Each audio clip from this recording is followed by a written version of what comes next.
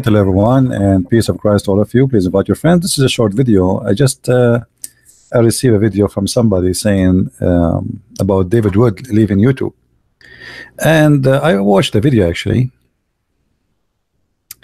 David Wood in his video, he says that Muslims are flagging his channel, and Twitter ban him in Twitter, so he's expecting his channel to be down, and he said he will go and work in making books, which is good. Actually, I encourage him to make books. But, you know, I mean, so what if a Muslim, they flag you? Even if the Muslims, they take down your videos, or they take down your channel, or they take down YouTube. I mean, make a new account. What a big deal. Anyway, you see, actually, the Muslims always, when they do that, that's mean you are doing a good, a good job. They will not target somebody he is not doing a good job. So this is nobody throw rocks at a tree have no fruits. You know what I mean? Rocks are thrown at you for a reason. So what a big deal. I mean, if I am him, I will not really stop making. Let the Muslims flag my videos, all of it, and take the channel down. I have already 100 channel backup for ready for and they are saying they will try to stop donation for him. So what? I mean, we do that. They will receive donation or we don't, still we do it. This is a sign of victory, not a sign of defeat. However, if he is really, he want to make books, that maybe the Muslims are helping you to give more time for something maybe more important, to make books. That's good. So more people will read and they will learn about the cult of Islam. So in either way, actually, the Muslims are helping us. The Muslims, let me tell you how the Muslims, they help me. It was the Muslims who made me write books about Islam. The Muslims, they said to me, if you are really a scholar in Islam, how come you never heard that you have a book? So I wrote books. It was Muslims who introduced me to a program. It's called Pal Talk. They said to me, if you are a man, come and debate us in this program. So I went there. It was the Muslims who introduced me to YouTube. Otherwise, I never really used YouTube. I don't even know how to use it. So Muslims always help us, and that should be how it works. When you do a good job and your job became successful, that's mean, and they are making them upset, and they accuse you of hate speech. I mean, a Muslim speaking about hate speech. Your prophet, he said in the Quran that Allah will spread hate and enmity between the Christians until judgment day. What about to report Allah for hate speech? What about Muhammad saying that Muslim should kill all the Jews in the world? A Muslim talking about hate speech, I will find this is funny. But anyway, this is how they play. They knew this is the only way they can stop you, and they knew that those media are owned by the liberals, and they are liberals, what you can say. However, we will not let them win. Flag my videos, take down my channels. We will have 100 channels after the same day you flag it, you take it down. Okay, do you know how many channels I lost already? Endless. I don't even count. I don't know how many. So it doesn't matter really. Flag you, they take you down, they ban you. Who cares?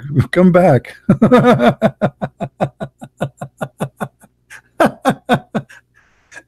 Actually, I noticed that when the Muslims, they go and they make videos says go and attack this guy, they are making a promotion for you.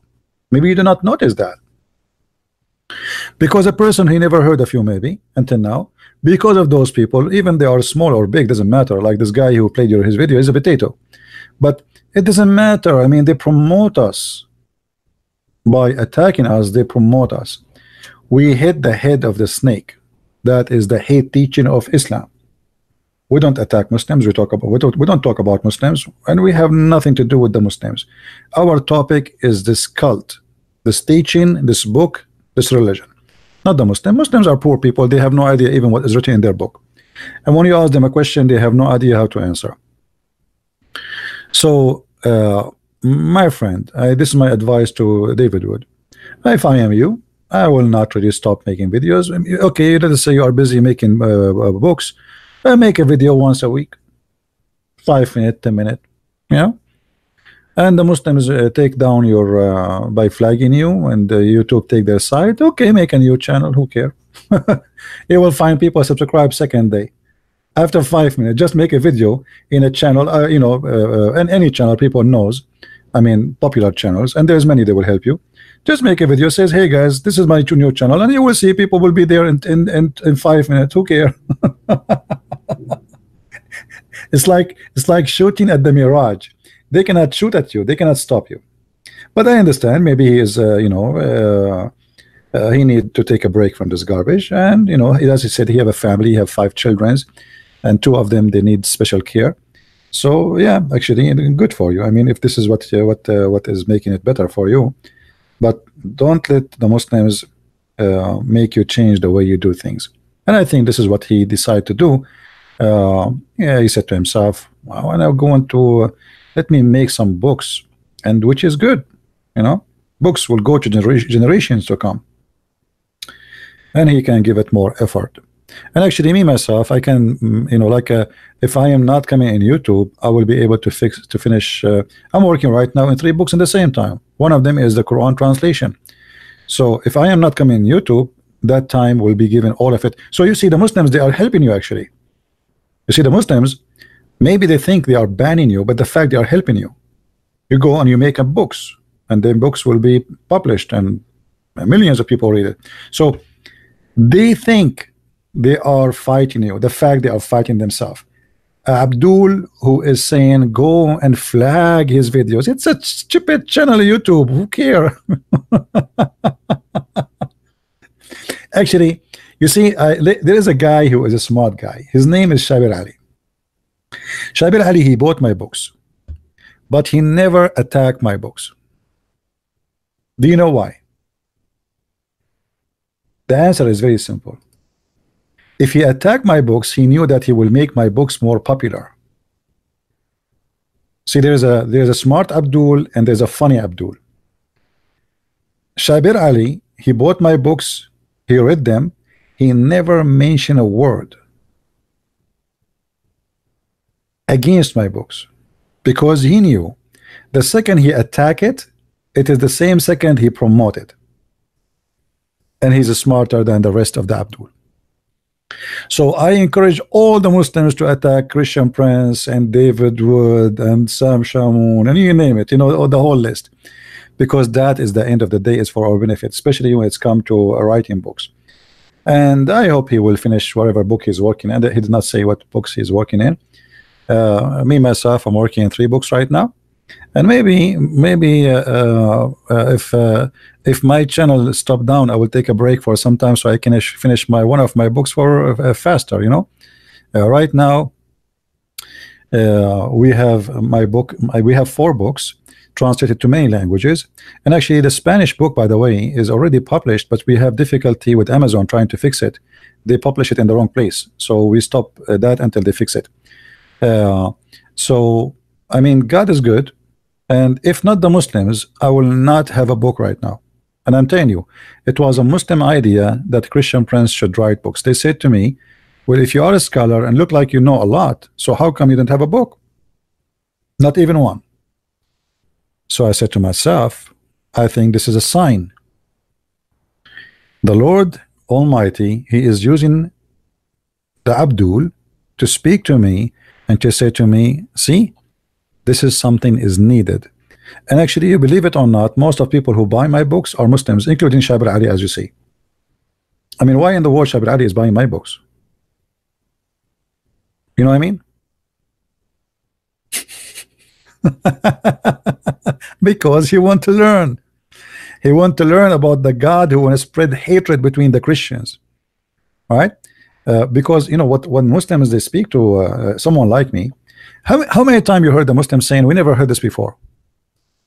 How many times? Each time we speak to a Muslim, they say, oh, I never heard this before.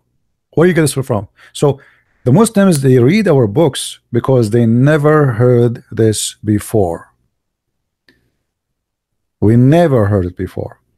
So I encourage them. You see, how many times you heard me saying to the Muslims, I challenge you to post my videos in your channel. You can attack me there too, because that will work for our benefit at the end of the day. Flagging our videos, my friend, will not change the fact that we are being victorious. You take a channel down, we will have 1,000. You know how many channels is having videos of Christian Prince? I mean, it's endless. And you shut down one, we will open 10 and 20 and 30 and 40. So it's a game, and you know the nature of the game. I understand maybe some people don't have time for this stupid game, right? When I'm releasing, I need to take more time. Maybe I should take a break from YouTube, as David Wood, he said. I'm working in it, you know, and you know, I just want to be sure the translation is perfect, and I am making my translation different from the translation you see. You see here, the translation is in the order of the book of Uthman. The Quran you see in front of you, this is not really, there's no Quran actually. There's not a book. It's called Quran. The one we have, it is what Muslims they claim that it is from Uthman ibn Affan, but they don't have the book of Uthman. Nobody have it, you know, not even single page of it. So they have a recitation of a guy, his name is Hafs. So this is according to recitation of Hafs, which is a person who exists more than 200 years after Muhammad. Recitation, not a book. All right. So I'm taking my time to finish it, you know, carefully, and we want to do it right. All right. But it's going to finish. It's going to be finished. Maybe the Muslim can help us if they flag our YouTube and take the channel down. That will give me a time to finish it faster.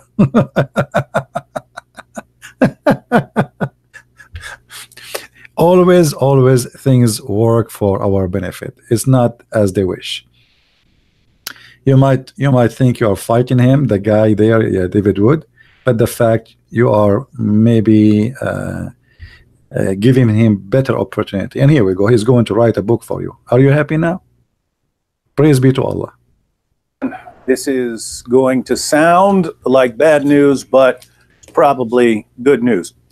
After I was banned from Twitter, someone sent me a video of a Muslim apologist who's been telling his viewers. I'm not going to play this video of this guy. He's an idiot. He's such a joker. Potato guy. On any of the platforms that I'm on. So he's actually telling his viewers to false flag my content. Actually, he is not only telling people to do that, he is saying this is the way you can harm him. So this guy is asking people to harm you.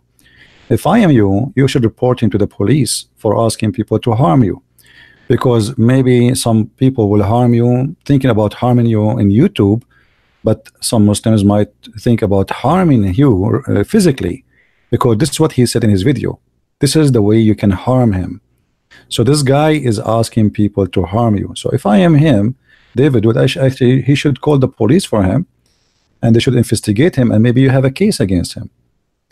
You know, he live in America, asking people to harm an individual. It doesn't matter what the harm is. That is not legal. And he used in his video the word harm.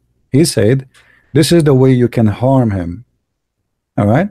He used the word harm. So a person who is teaching people to harm somebody, he can be taken to court. So if I am you, you know, you should report him for saying that. Any human being asking somebody to harm somebody, that is illegal, and this is a crime.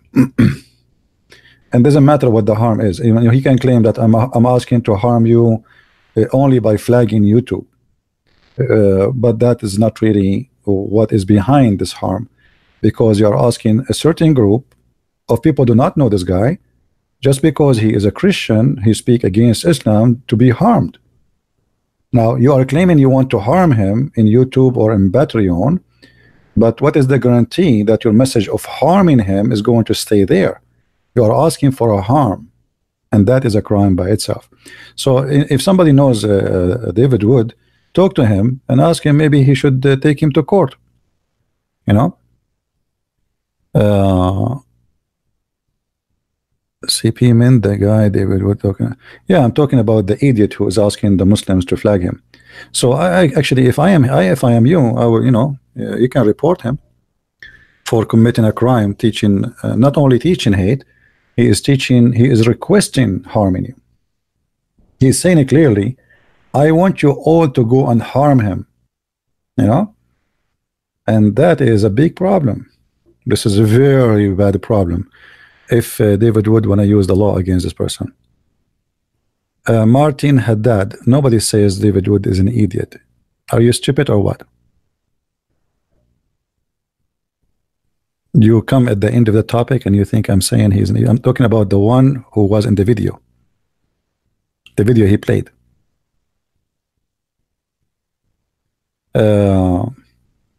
I mean, even people, they answer you in the text, still you repeat the same question. Why I want to say that? I'm here to say to David Wood that you should take advantage of this actually and use it for your benefit. It's really good. And if I am you, you know, you call the police for this guy. He have it in video, he posted in his channel, and by his face, by his voice, saying, asking people to go and harm you. Yes, he is saying flag him, huh? But because they cannot reach you by hand.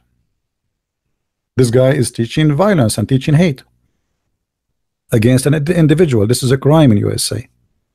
You cannot go and say, hey, I want you to go and harm this guy, no matter how you do it.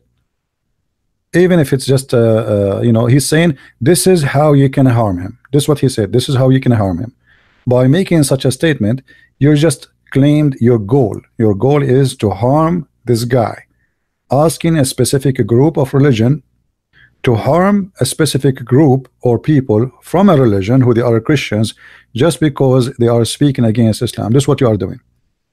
So so if I am David, you know, I will you know, he can call a lawyer and see what he can do about this. You know, and again, you see, like, they are flagging him without even knowing who is this guy. But if you ask me, I mean, this is a very good sign. I mean, go and flag him. Go and flag him. This is how you can harm him. That's mean they are desperately angry from you because you are doing a good job. So if I am him, I will not stop making videos. You know, or maybe I will make a video maybe once a week. If you are busy working a book, okay, maybe once every 10 days. Make 3 videos a month. I mean, in your break time. All right, like make a cup of coffee and speak to people who like to hear you. Never, never, never give them a chance, my friend. And we have thousands channels. If this channel go down now, I will open after 5 minutes a new channel. I have them ready, you know. I'm ready for that. After after less than 30 seconds, I can start broadcasting different place. You close that one, we have another one. So we are you know, we know what the game. I mean, we know we are targeted for what reason, and the reason we are targeted for is a good reason. That's good for us, right? So don't make them make you disappointed. And like sometimes, you know, the only way for me, I will stop coming to YouTube if I see the Christians, they are not really, they don't care. Then I will go and just work in my books, which means at the end of the day is going to be for my benefit. You know, I was working in the book Sex and Allah for Long, right? And it's taking really time, I mean, to finish it. But then I said to myself, let me take a break from YouTube. And yes, I finished the book really fast. I was able to complete the book in less than 30 days. You know, 30 days, which wonderful. You know, I mean, not finishing the book in 30 days, I mean complete, because I was working from before. So it was really good. And which means, yes, I agree that taking a break from from YouTube take too much time, etc.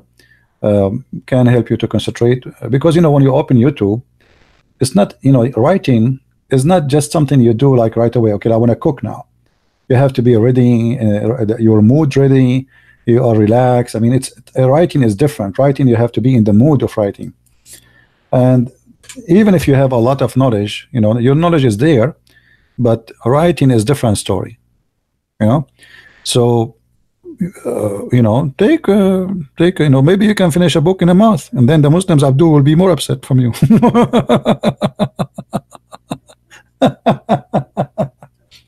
I mean, look, if the Muslims ban me from YouTube, I will be able to finish maybe 10 books like Six and Allah with more details. If you go and see Six and Allah, how many people they are reading this book, you will not believe it. I mean, even the name is very interesting. People, they ask me, the name is so straightforward. I mean, shouldn't you make it, you know? I said, no, no, no, no. I say it as it is. This is about sex and Allah. So why I want to call it something else? You know what I mean? Why I want to call it something else? The same as the book, The Deception of Allah. They said to me, don't you think this is like a very harsh name? I said, but this is what the book is about. Deception of Allah. That's it. So we take always, you know, the Muslims help us without knowing. So now if this guy, he don't want to do YouTube no more, and then after 4 weeks from now he come with a book about Islam, are you happy, Muslims? Okay, good for you.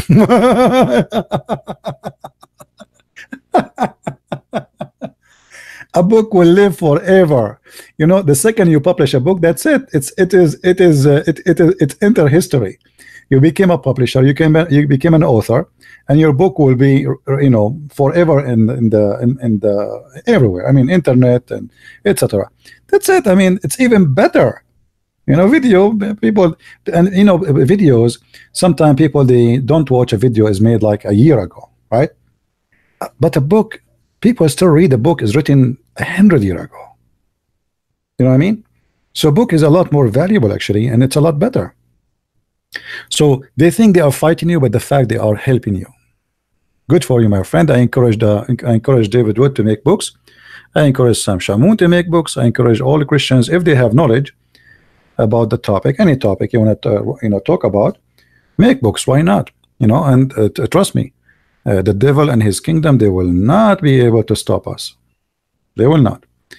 Always, instead of stopping us, they do the opposite. As I said, all the things I accomplished, it was because of Muslims.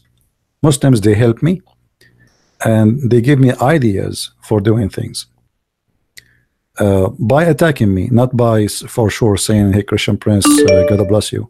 No, this is not the topic.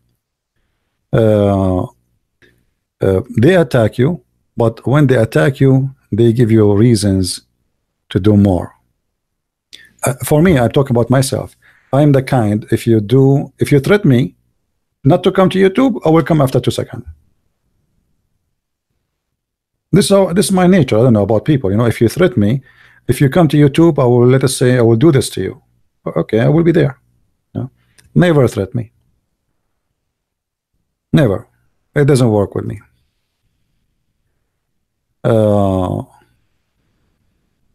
Well, you know, David Wood, he's more than welcome. Actually, when they ban him to go broadcast, I invite him to use my channel to broadcast without me talking if you want. But maybe he don't. He get his channel back anyway.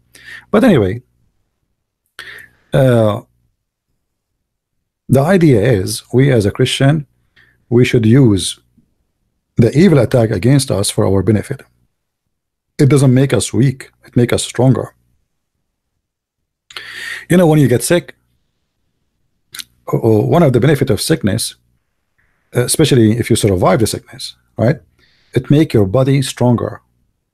What they say, things which does not kill you make you stronger, right? So they can attack as much as they can, but as long I am stronger and stronger and stronger, they're good for me. It's for my benefit. It's not for their benefit. You know, it's not for their benefit. And I hope that our books will be, you know, like now my Spanish book is going to be soon in Amazon. I'm expecting that a lot of people will read this book, because maybe this is the first book in Spanish exposing Islam that much. You know, so this is going to be a very nice act toward people who speak Spanish. And now there's more people translating to other languages. So things is good. and they try to stop you. Don't let them, you know, and they will not. And again, if actually if David would he make a book, you know, for me, I believe that everybody have his own way, his own knowledge. Uh, support him, buy his book, read it, you know, and give him the support he need. Yeah, actually, I'm working more books, more important than the Quran translation, you know. Uh, but the problem is because I'm working in more than one book. It's like, you know, I build in this room and then I go to the second room. I get bored from this book, so I want to break from this topic. So I go to the second room and I build there a little bit, and then I go to the third room, and then I go to the first room. So I'm building the three in the same time. So the three, they might be close to finish in the same time, almost, maybe, you know.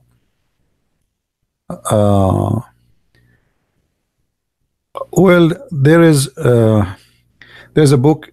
I might call it The Roots of the Quran, and I think the name can tell you what it is about. And there's a book about the apostles of Jesus in Islam, which mean most of it we will focus in who are they, like Paul in Islam, Peter, Simon, Peter, etc. So those are three books, you know, I'm working in them, and you know, I'm sure people will like it. And at the same time, I'm thinking to make small books, which is about certain topic, like not to be, I mean, you know, like these days people like to have snack, you know, like, I mean, fast things. It's not really, people maybe don't have time to read a book of 300 pages or 400 pages. So I might start making books too, which is like maybe 50 pages, which is easier to finish, easier to read, and is going to be cheap to order, you know. Yeah, it's like a pocket more than a pocket book, you know. It's like something you can put in your pocket and go in the train. If your trip is for 2 hours, by the time you finish your trip, the book is gone, is finished. Yeah. So, you know, like now, you see the video I just made 15 minutes ago. I finished it, right? This video we can make a book about it. Just who is Jesus in Islam? Just who is Jesus in Islam? For sure, we can. You know, when you make a book, you make more details and more, etc., and make it easier and more handy to what Islam is about and what Islam think about Jesus, and you can share your own ideas in there as interpretation and explanation. CP, you stay in contact with the brother Amir? I don't really contact too much people, you know. Sometimes with, you know, he texts me, etc. But because his work in German, my work is in English. Our audience kind of different. Can you make handout books? Hangout books is my videos. Those are more popular. You see, this is why I say always download my videos. You see, I'm not working for my channel. This channel means nothing for me. Actually, you can, you know, take it down. Who cares? I mean, here we go. I can go right now, start working on my book instead of being here. But for me, is the way to spread the knowledge, and it doesn't matter what channel. This is why we said to you, we have like other channels like minds.com, which is run by conservative. It's not run by liberals. So if you subscribe to minds.com, let us say this channel is taken down today. Now, always you know where to find me. You go to minds.com and you will see what is the last post I made, and that will be the video channel for the new channel. Even if there's no Patreon, you know, Minds, we have, like, there's many ways to communicate. Nobody can stop us. And the second people they knew where you are, if you are really a person who people like to listen to you, they will go after you.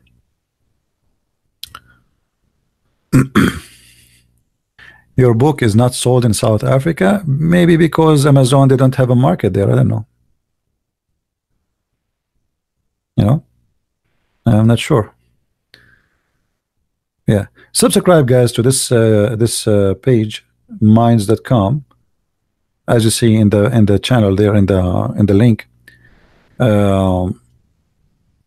In case, you know, always you can be contacted, and always when I post something, I post it there too. Right?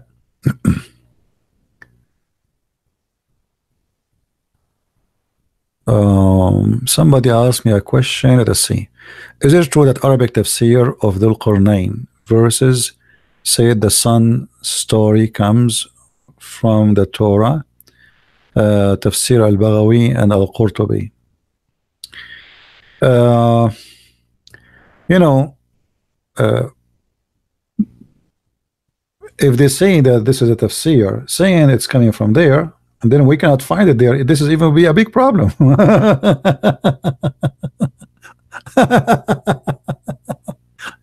You know what I mean? If somebody says that this is coming from the Torah, and then we cannot find it in the Torah, that will make it a problem, especially if this is written long after Muhammad. Like somebody make interpretation of the Quran, let us say like Ibn Kathir, he make the interpretation 800 years after Muhammad, not after Jesus. And then we go and we found that we cannot find this story in the Torah. That's I mean this is even more horrible for them. You know, how you can say it is there if it's not there? And actually, this is why, you know, the Muhammadan people, they get upset from you when you show them the interpretation of their own book, because then they cannot say it doesn't mean that, you know, it doesn't, it's not really what you're talking about. So using their interpretation is very, very good. But remember, English interpretation have nothing to do with, which means the translation to English is far away from the Arabic, you know, interpretation. Were your parents Christians? Yeah, I'm born from a Christian family, but as you know, we as a Christians, we are not Christians because we are born of a Christian family. You have to be born again. You have to be a believer, not by birth. Right?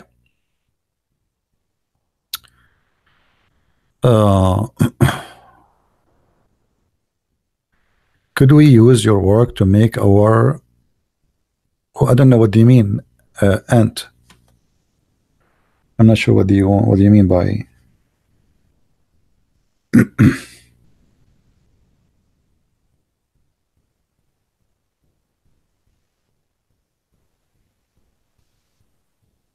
I always encourage people to use my videos as an example. Are your book verified by myself? No, actually my book is not verified by myself, because there you will find the reference. That is the verification of the claim. You know what I mean? If I say to you that Muslims believe in the flying carpet, and then I quote for you where it says the flying carpet, is that verified by me? You know what I mean, guys? If I show you the reference, if I show you the page number, if I show you even the text in Arabic, this is not verified by me, this is verified by them.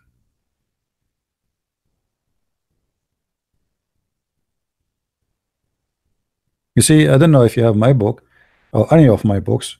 They are not me talking. It is a topic with reference, and I make my comments about it. That's what my books are about. What if the scholars change the hadith because of the information in your book? They cannot. It's too late. It's there. I mean, it's impossible. Actually, Erdogan, he tried to do that. You know, Erdogan, he had a conference in Istanbul, already 4 conference. And the purpose is to filter the hadith. And simply what they want to do, they want to take down all the stupid hadith. But it's too late. You cannot. Here we go. And the books is all over. I mean, the second you post something in the internet, it's impossible to take it, even if you are the one who posted. Let Erdogan change the Quran that the sperm is not coming from the back bone of the man and the ribs of the women. Chapter 39, verse number 5. Why it cannot be a miracle? Are you a Muslim, my friend? Are you a Muslim? The one is asking.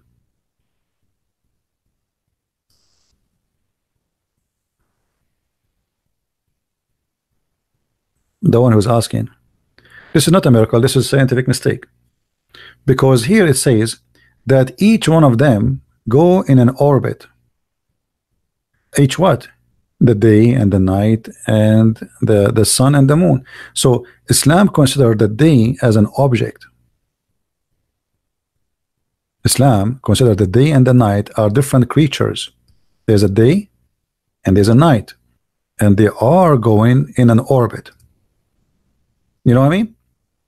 So this is not only not a miracle, this is a scientific stupid mistake. How you can say this is a miracle when you are saying that the day and the night like overlaps, the night overlaps the day, and the day overlaps the night, and all of them, and the sun and the moon, all is running in orbit. All of them what? All, it says here kullun. You see the word kull? Kullun yajri. So the Quranic claim, let us go to the translation here.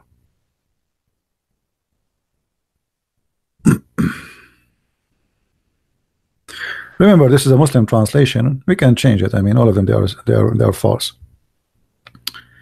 You will see here it says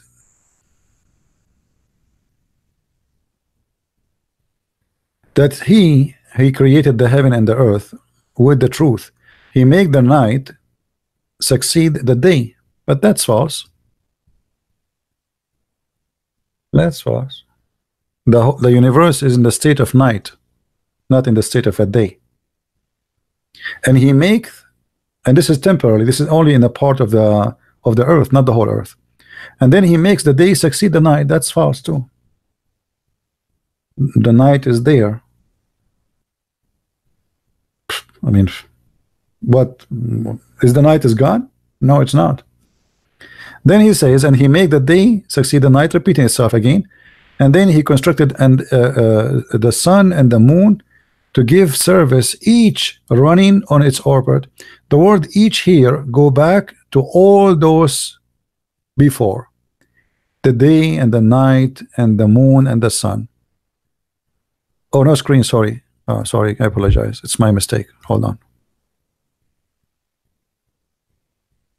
Okay, hold on. Yeah, when the Quran says each, you see each is reporting. You see the last two things Allah mentioned, supposedly the moon and the sun. You don't say each. The word in Arabic is kull. Kull is for many, three and more. Unless you follow it with the like word both. The second you say kull, that's mean you are saying everything mentioned before. It goes for it. So each of them, each of those, the day and the night and the sun and the moon. So look here how Allah he described the day, the day and the night, how they occur. The God of Islam explains, saying supposedly that the day and the night happen because there's a day come and overlaps the night. But this is not true. There's nothing is called day is coming. That's simply the sun light because of the earth going around itself. Here in the verse, Allah never mentioned the word the earth. You see the earth? No, there's no earth. So who is the one is moving? It is the sun and the moon and the day and the night. This is why the Quran says in different place. Actually, you know what? Let us read the interpretation first, so Muslim will not say we are making things our own.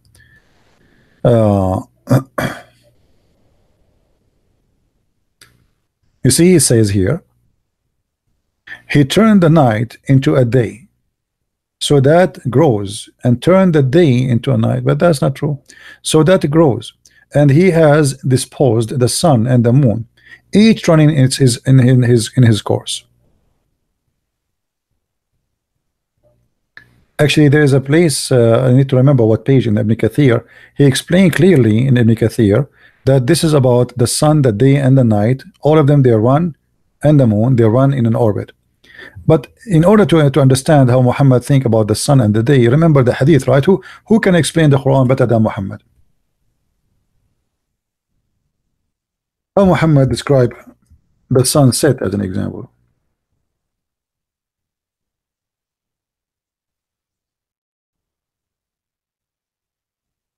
Do you see it? Muhammad described it that the sun set in the murky water.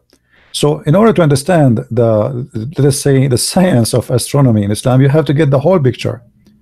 So the Quran says in chapter 18 that the sun set in the murky water too. Here in this verse you quote from it, chapter 39, talking about an orbit of a 4 object, not 2.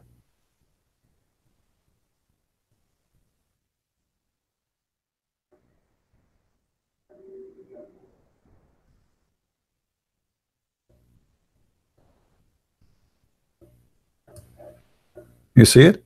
The Muslims here, they try to say, oh, this is just how it appeared to the guy, Dhul Qarnayn. The one who's talking here is Allah, is not Dhul Qarnayn.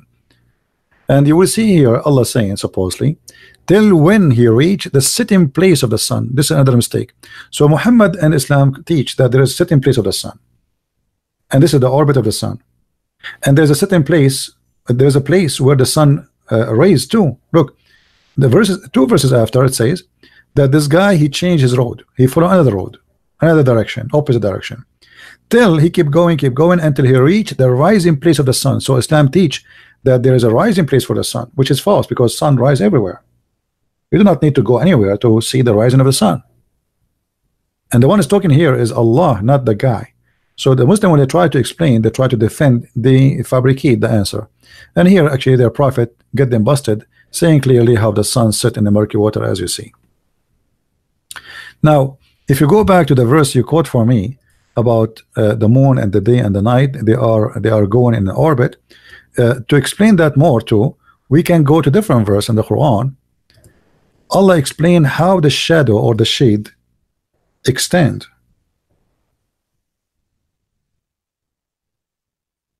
The shade in Islam, according to the Quran, is an object. It's not happening because of the sun. Didn't you see how Allah, he spread the shade? Actually, it doesn't say spread, extend the shade. Let us change the translator. Hold on. So the Quran teach what? That the shade is a creature.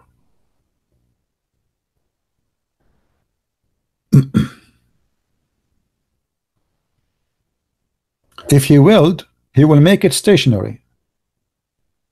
What do you mean you make that? You see, if the one who made this verse understand what the shade is, you should talk about the sun. Because talk about the sun and the earth. Stop the earth from moving. And then explain that this is the light of the sun, and then the shade will be fixed. But here the God of Islam is saying that he's making a miracle. What is the miracle? He extend the shade. He extended the shade. If you go to the interpretation, chapter 25, verse 45.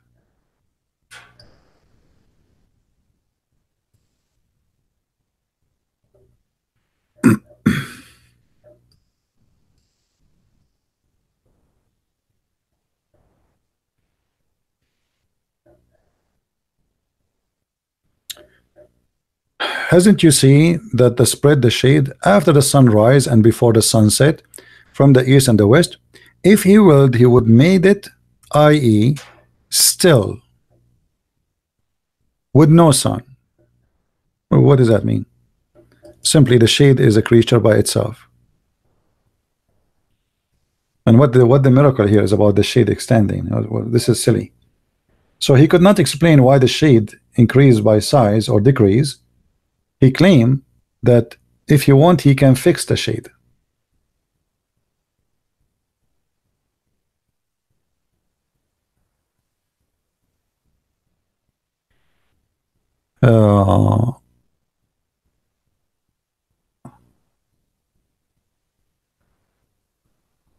Look from the beginning of chapter 39. Yeah, what about from the beginning?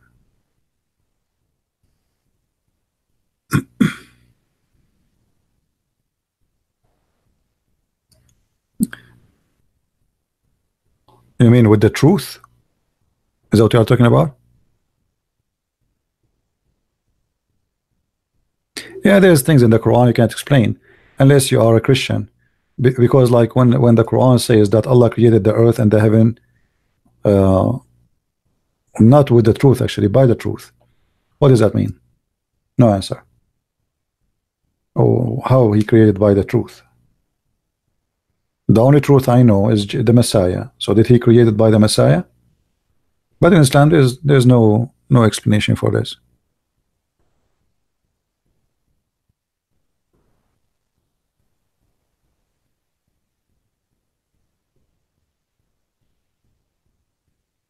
I am from Asia. Can you give talk why a Christian nowadays not wearing veil? Why they should wear veil? Never was in Christianity you wear a veil. You see, they say to you, do you see how Mary, like in some movies, they are wearing? This is the traditional clothing for a reason. You know, there's dust. I mean, can you imagine the roads 2,000 years ago? Go right now to the countryside and see what will happen to your, you know, to you if you are not driving in your car in Sheffield. I mean, hair covering was not only for men, for women. It was for men too. It's because of the nature. Head covering have nothing to do with being decent. Men, they cover their head in those territories because of the dust, because of the dirt, because of the sun, the strong sun. So you know, have nothing to do really being. Actually, in the Old Testament, the women who she was wearing a veil, they thought she was a whore because she was a veil, according to the Old Testament. Why? Because women who used to do prostitution, they used to cover their face because they don't want anyone to know them. So in the old days, actually, women who wear a veil, they are working in the business of prostitution. Covering the head is not a veil. You know. At the same time, the Bible says clearly that the cover of the women is her hair. Her glory is her hair. If it's about a cover, women, she should cover her head when she go to the church. And what is the cover? Read the verses after it. It says the cover of the women is her hair, which means a woman, she should not shave her head, for this is her glory and this is her cover. God created the women with her cover. Same time, you know, is a woman, she is a bad woman because of her clothes? Maybe sometime. I mean, some clothes is inviting for something, but you know, cultures and countries are different. If you go to Brazil, almost people wearing nothing, but doesn't mean that the woman, she is a whore. In the old days, actually until now, there's many places women, they if you go to India, like as an example, Hindus, women, they show almost her belly, their stomach, their back. Does that mean she's a whore? No, this is their tradition, this is their clothes. Correct? This is not because the woman is bad. So you wear bad clothes if you wear it in the wrong place, and that means you are seeking attention. As an example, if you are a person, if you live in an island, everybody is naked, and you wear a short, you are the bad one, not them. You know, because everybody is naked, and they don't, you know, their culture, this is, they are naked, you know. So they don't see you naked because they are naked. All of them, they are born and they stay like this. Until now, there's jungles, people who live in Brazil, they are totally naked. They don't wear clothes. So, I mean, they don't see it as something shameful. So nakedness, my friend, is the same as what Jesus said. It's not what go inside your mouth will make you dirty. It's what come from your mouth. So nakedness means nothing unless what is the purpose of it. As an example, if you let us say you are a father and you open the door of your daughter's bedroom and you see her naked, are you going to get excited? No. Why? Because in your mind you are seeing your daughter, and right away you will not see a female. She's young, she is beautiful, you know, but you will not think about her unless you are a perverted man. So she is naked. Or you see your mom, you open the door at your mom, she is changing her clothes. What, are you going to get excited? She's naked. She's a woman. She's a female like everybody. So the reason you don't think about it in the wrong way, because you decide to block it, not to think about it in the wrong way. So it is not the nakedness make us bad. It's what we think. You know what I mean? It is not the nakedness. It's what you think about it. Adam and Eve, they were in the heaven naked. Sin made them see something they never noticed before. But they were naked. Your nakedness is having no honor, you're having no dignity, you're having no shame. Then you are naked, really. It doesn't matter how much clothes you wear. In the Middle East, women, they wear burqa, etc. But prostitution is #1 business there. So wearing clothes will not change the fact, you know. If a woman she wear a bikini and a woman she wear burqa, doesn't mean a woman in bikini she is a whore. Maybe the woman in the burqa she is, or vice versa.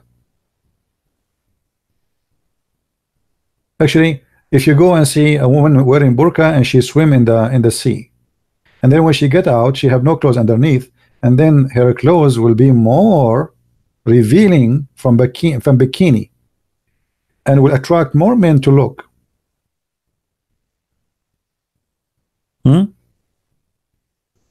A guy, he's saying adultery in our religion have a penalty. What is the penalty for adultery? Let us ask Faris to show you the disability of those Abdul. Hey Faris, what is the punishment for a married woman adultery in the Quran? Listen to this, guys. I want to give you 10,000 years to give me the answer.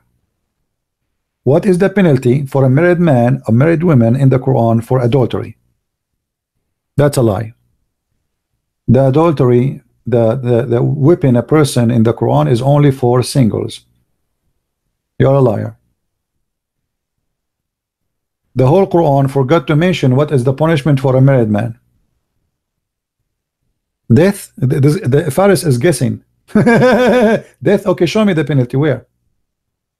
Show me where it says that the punishment of death in the Quran for adultery. Stupid book.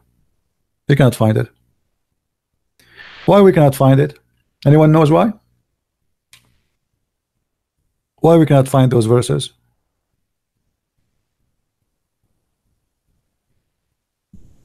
Who remember? Type in English, Faris, unless you want me to block you. Why? Because the goat ate it. If the Muslim, they say to us that the Quran is preserved, right? But the fact the goat was eating Quran. Actually, I heard that the favorite food for goats at that time, it was Quran. It's like a diet, you know. I don't know.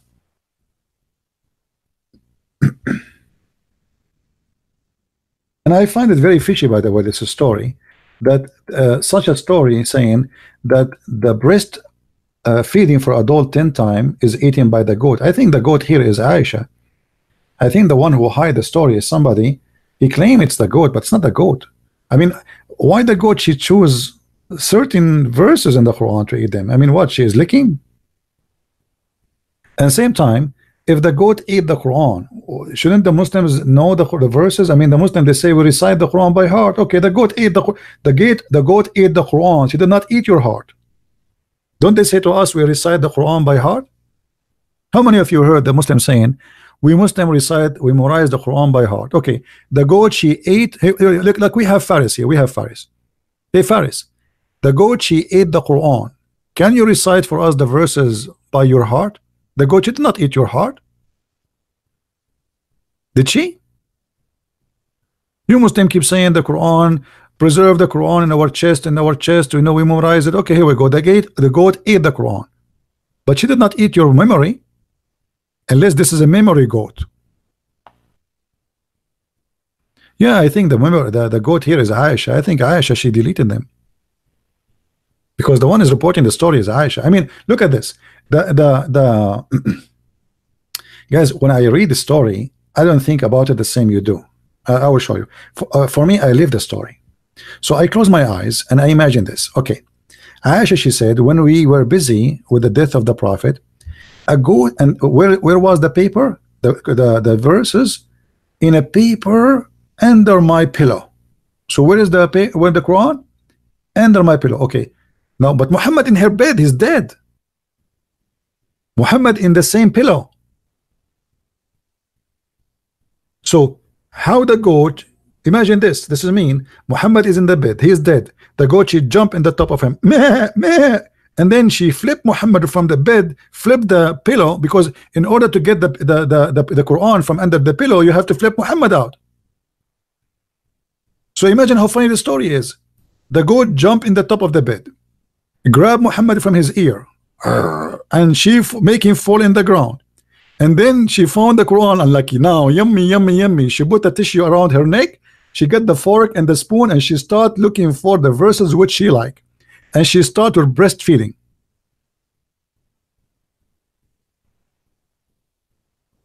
This is why I find this story fishy.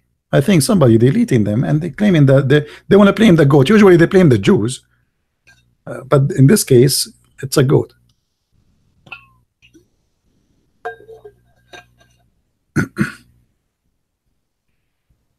And by the way, Faris, where are you, Faris? Can you explain to us about the breastfeeding for adult? I mean, will be hilarious if we can practice it. I want to convert to Islam right now. Actually, I told some people if we can open a business, but nobody want to join me in this project. I was thinking to open a drive-through breastfeeding for adult in Las Vegas. And trust me, this will be a very successful business. Men from around the world, tourists, they drive it through, and we look like, you know, let me draw it for you, because you guys, maybe your imagination is not good. Okay, this is, you know, please don't steal my ideas, please. I mean, come on, show respect for my ideas. So this is the road, and the cars, they come here, and then we make in the drive-through open windows, glass. And women, they put their breast here and their nipples come out. So we make windows, you know. In every window, we have a woman, she have her nipples coming out. And then people, they drive with their cars and they suck the nipples and they pay. And I think this will be a very, very successful business if you think about it, but we need some, you know, some support. All right. I mean, why you want to stop? Why, etc. It's halal. The point about it, by the way, it is halal. It's not like we are not breaking the law of Allah. Everything is halal. It is good, and we are good to go. But the problem is, I cannot find any investor. Why nafty? This is what Allah says. What's wrong with you guys? This is Allah. Are you saying Allah is nafty? Did it say breast? Actually, even Aisha, she was saying, she was asking her nieces to do breastfeeding for adult for anyone want to meet with her.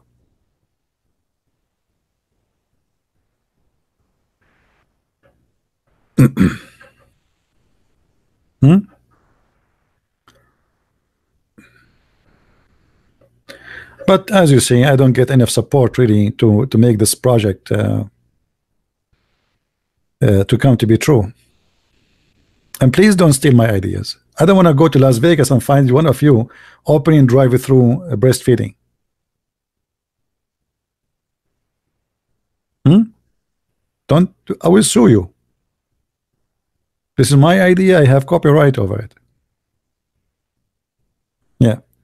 I mean, how in the world a God, he says to his prophet that women, they should give their boobs to a strange men so they can associate with them. So if you want to associate with the Muslim women, according to Muhammad, you have to you know, you have to suck her nipples 10 different times in 10 different days. That's why it says, do you see here it says 10 times? You see it says 10 times. So it's for adult, it's not for, you know, it's for adult, and have to be done 10 times in 10 different days until you are satisfied. Not like you put your mouth and you suck it for 10, you know, for 5 minutes. No, you have to be satisfied. All right. And Aisha, She ordered her nieces.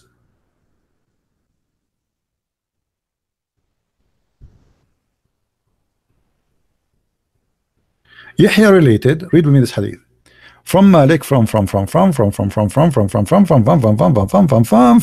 okay, then he said, suckle him 10 times, so that can he come and see me. What? What? Aisha, a guy wanna see her. A guy wanna see her. But you cannot see Aisha alone, a man alone, shame on you. So what the solution? She sent him to her sister or to her nieces, depend on the one who is available, and she have to suckle the man 10 times. And the guy has explained why he could not see her, because she did only 3, she did not complete the 10.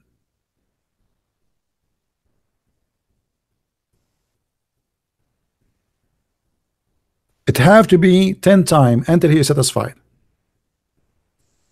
Do you see it? When you see that it says Kulthum nursed me 3 times, you think this is a kid. This is a guy. This is a man with a mustache. Yeah. So you know, in Islamic practice, by the way, if they want to really, you see this, why this is today, there's no Muslims. Those are not Muslims. There's no Muslim will accept this.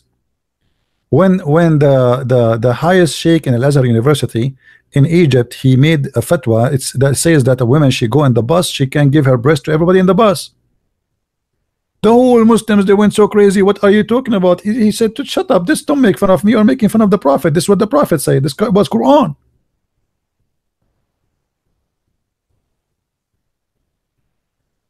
This is Quran. This is not me. Why you are upset from me? And even when a woman, she came to Muhammad and she said to him, there's a, my husband is like upset because we have a strange man in the house, etc. Muhammad, he said to her, give him your boobs. The woman, she said, and how I'm going to give him my boobs and he is a grown man? Muhammad is the one who come with this solution thing. All right, Muhammad is the one who come with this solution. Give him your boobs. So if hey guys, if your wife, if you have somebody come into your house, you don't like him and you want to stop that, I mean being jealous, let us say, let your wife give him her boobs 10 different days in 10 different time, and let him suck it until he is totally satisfied. And trust me, brother, trust me, he will never look at your wife in a dirty way again.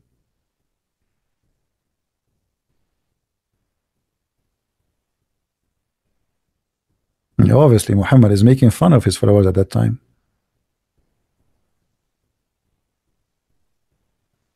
What if my wife, she don't look good? Nobody will suckle her breast. But if your wife, she is pretty, she is young, I mean, man, you will find all the neighborhood knocking at your door. Assalamu alaikum, brother. Yes, brother. Is your wife here, brother? Why, brother? Because I want to do breast suckling, brother. And then like, okay, please take a ticket and sit down in the front of the house. And then you will find like 2,000 men sitting in the front of your house by the time you arrive home. All of them, they want to suckle your wife. And the Muslims are worried about women wearing the burqa. So brother, it's haram to show your hair, but you can give your boobs to stranger.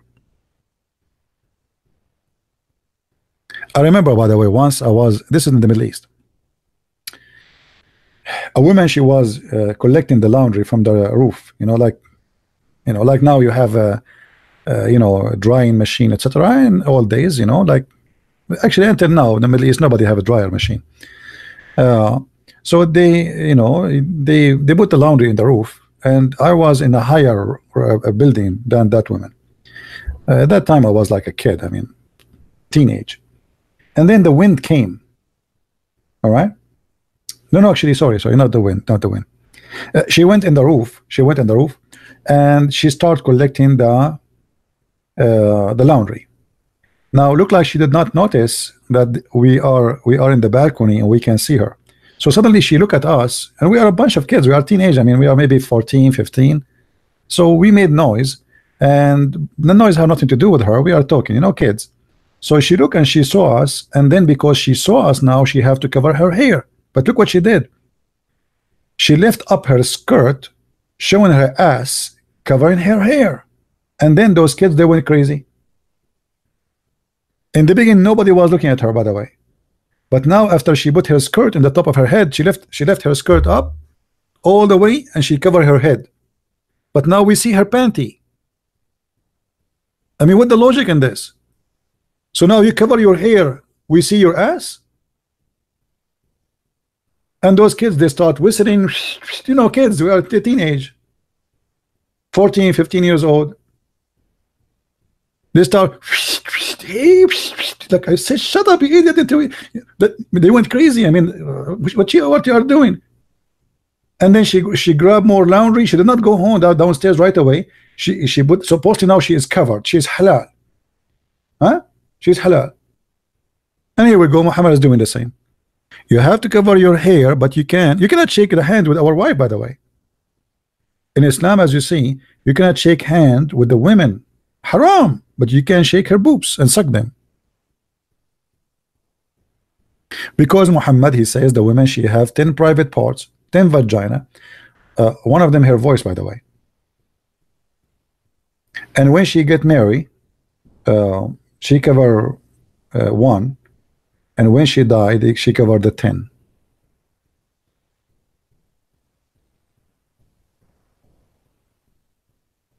All right. But anyway, like you see here, the woman, she said to him, how I'm going, this is me in the Arab, they never witnessed such a thing. How I'm going to suckle him, and he's a growing man. Even the women, she could not believe it. He said that. And later after that, Aisha and all the Muslim who they are like, they work, let us say, in official office like Aisha, visitors are coming. So anytime when I go and see Aisha, you have to suckle, because now supposedly if you suckle the niece of Aisha or her sister, as if you suckle her. This is the point. So now Aisha, she ordered Kulthum to suckle anyone want to enter upon her. And this guy is saying he could not see Aisha. Why? Because she suckled him only 3. He did not complete the 10. You have to finish the 10. That's it. 9 will not work. Business is business. And I like it how strict Muslims are. I mean, look, we are conservative. You cannot suckle the nipples of my wife 9 times and you go and sit with her. No, you have to suckle her. After you suck the nipple of your wife 10 times, do you think the guy, he will suckle only nipples?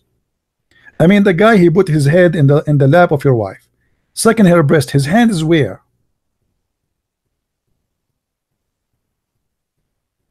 And what is next?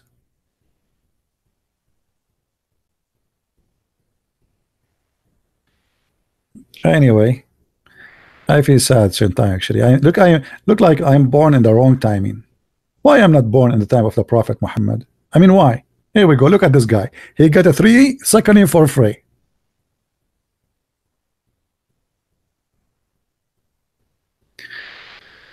A Muslim saying 694 people, good luck, loser. So 694 people is not good for you. Your prophet, he spent his life, he did not even get 70 followers.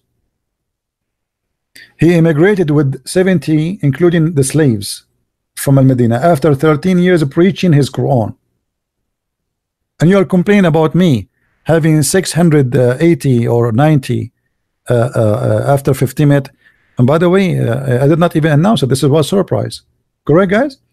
I just finished the broadcast just an hour ago, and then after that we open a new one.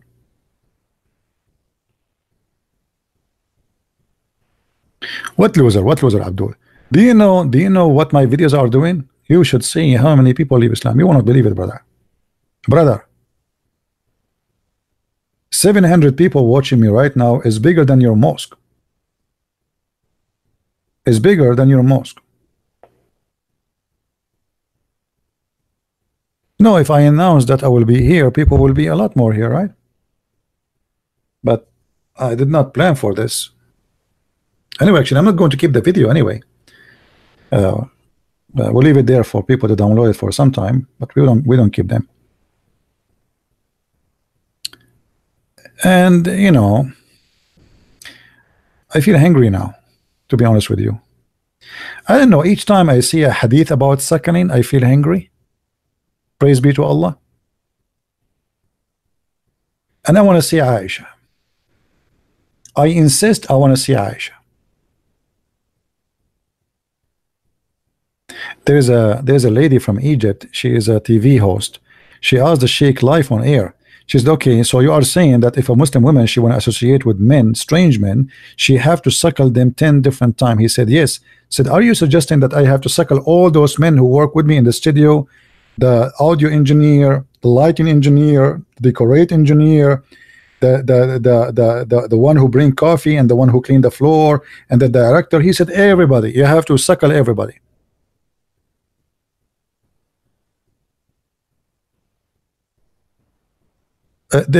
Guys, hold on. There's a Muslim saying, I'm lying. I'm showing the hadith in front of me, my friend. Abdul, why you are saying I'm lying? Okay, hold on, guys, hold on. Let me show you what this Abdul is saying. Let me show you.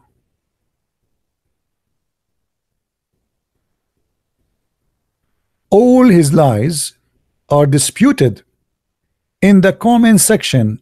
Only moron would talk to radio show and to debate a liar. Okay, I want you to dispute this right now in the comment. No problem. Explain to us why Aisha, she is ordering her sisters to do suckling for men in order to see her. I'm waiting for your suckling answer. As long you claim that you can dispute my lies. What lies? Guys, what lies? What lies? We are waiting for you, brother. Why a woman, she have to give her nipples to a strange man so he can see Aisha? So Aisha, she have secretary, and they are her nieces and their sisters, and their job is to give their nipples so he can see Aisha. Explain to us, Mr. Abdul. Hello, brother.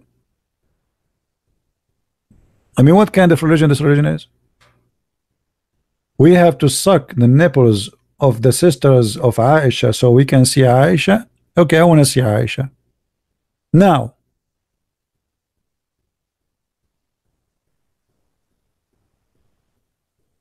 are you there?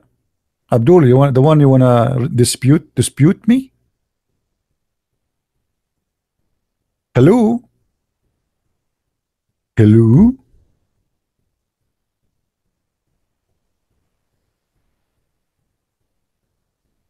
I insist I want to meet Aisha. I have a lot of respect to Aisha, but I have more interest in the sisters of Aisha. You people are not realize how much on the fring you are all. Comical, I explained why I would never. Hold on. I want to show you the comment. We are waiting for him to answer about the breastfeeding. Look what he gave us. I mean, look at the wisdom. Hold on. I mean, that's interesting, brother. You people are not realize how much on the frying you are all. Frank? What Frank? Comical, I explained why I should never call this fool. Why does not he debate in open forum? Is YouTube an open forum? It's a if the biggest, largest website for platform for people is not an open forum, it's called YouTube. So what is this? We call it a bathroom. This is not open forum. The coward is your God. I keep asking Allah to show me his face. He never show me his face. Correct, guys? Hey, show me your face, Allah. By the way, your Quran says that Allah never spoke except from behind a veil. How come Allah is not covered for you then? Read with me. I'm not the one who's saying that. Here we go. Your God last name is Hijab, the same as Mimi Hijab. Look. It says that he never Allah speak to a human or to an angel or anything except from behind a veil. Do you see it? Are you saying that Allah is a coward?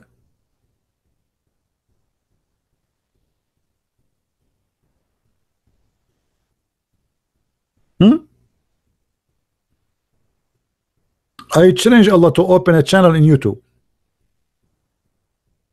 Thank you, Jeremy. Love you too, my friend. Love all those who say we love you. I apologize if I don't answer you. Sometime I didn't notice you, and too many people saying. And same in the by the way, I'm not opening Facebook because it became so annoying. Guys, if I open Facebook right now and show you how many texts I have, you will get scared. I will spend the first 3 hours just seeing who texts me. People say hi, say hello, we miss you, we love you, or we will kill you. I mean, this is the most comment. So I'm not opening Facebook. I mean the Skype. It's too much. I'm thinking to change even the ID of Skype. I don't know even how many thousand people they join my my account. I can't even count. And you know, one of you sent me a message, by the way. He expect me to answer right away. He thinks just I have a one. He think I have only his or her message. I have English. Only Allah knows how many messages I have, brother. Now, read RU5. What does that mean? Picture. What does that mean? RU5. Make it clear for us, please. What do you mean RU5? Are you saying to us he is Aisha? The prophets, he did marry Aisha at the age of 6. So what do you mean 5? Show respect, my friend. Aisha, she was the mother of the believers, and your prophet, he used to carry her. Have you ever heard of a husband, he carry his wife in his shoulder and she is 6 years old kid? Oh boy. The wife of the prophet on the shoulders of the prophet, and she is 6 years old. He will say I'm lying. Let me show you the reference. Hold on.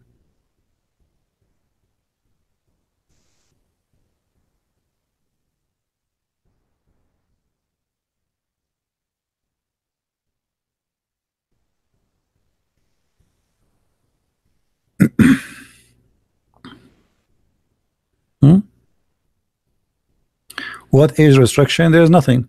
Muhammad, he wished to marry what's her name? You know what? I'm getting old, I know this.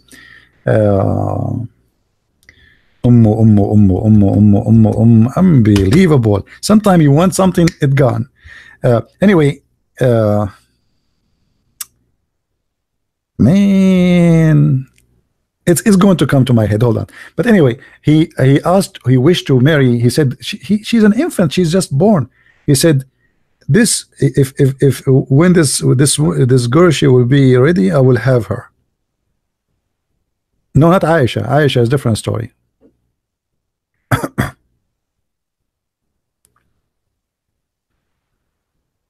Different story. I think it was Fatima bint Asad. Yeah, she was an infant. Fatima bint Asad. Any Muslim would like to say anything?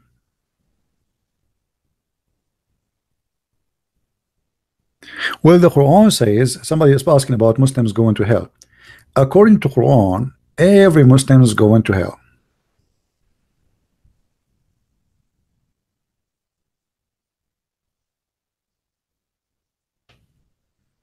وَمَا مِنْكُمُ إِلَّا وَارِدُهَا. Chapter 19, verse number 71. The Muslim translation is wrong here. It says approach it. It's a lie. If we go to the interpretation, chapter 1971. 1971.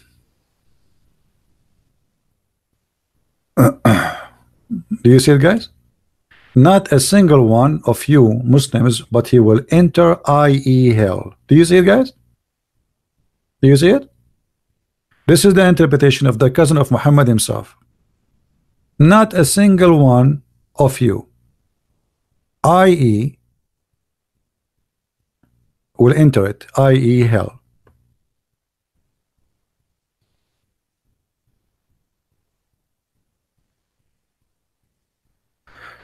Did you hear about something from Big Sheikh Sayyid Ahmed Hassan Al Gabanshi? No, I don't know who's this guy. He's a big sheikh? What does that mean? He shake a lot? I know this guy. I never heard of him. Do you see? According to the Quran, every one of you will enter hell, including Muhammad.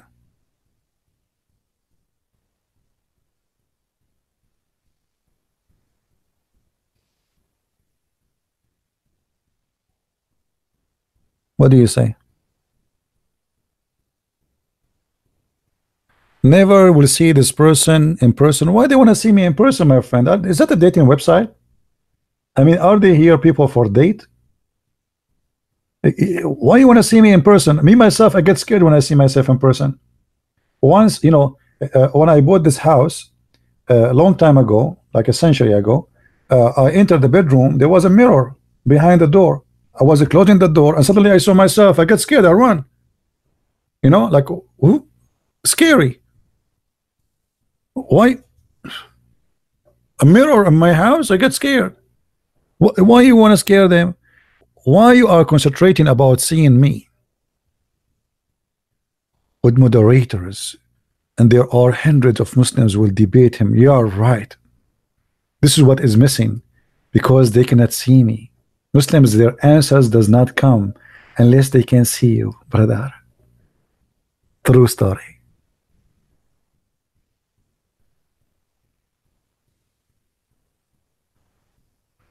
Actually, this is true story, by the way, from Sahih Bukhari. I'll tell you, brother, true story. When an Arab he says to you, brother, this is true story, it's mean from a, from the zucchini land. Brother, when I go to do fishing, brother, I don't take any fishing tool with me, brother. I look at the water, fish die, brother. This is a very true story. Why Muslims keep talking about you know, want to see you? What about answering me? Like, here we go, you're Quran saying all of you will enter hell. I want to know, how is that going to be?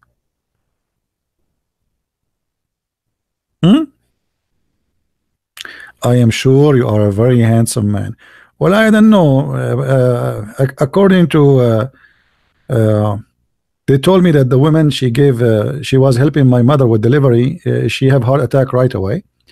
And then the one who hold me after she died, because she fell in the ground, the one who hold me after that, she died too.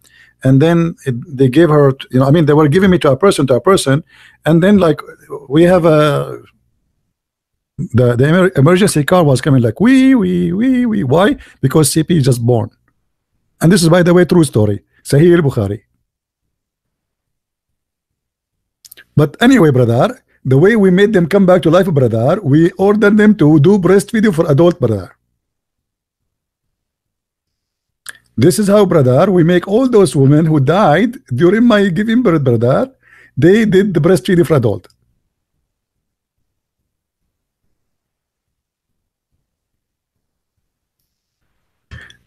Never get a fair shake. Ask any Muslims, call laughable. You know, I called the Dean show. They did not let me go through. I changed the name Muslim. I will call you. Don't call me. Those who claim to have knowledge, they run away.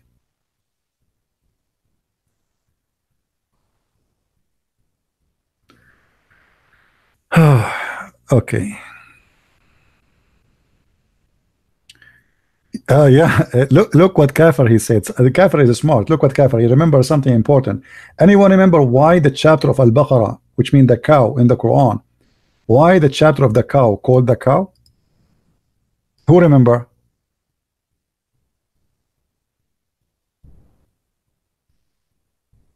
Why this chapter was called the cow?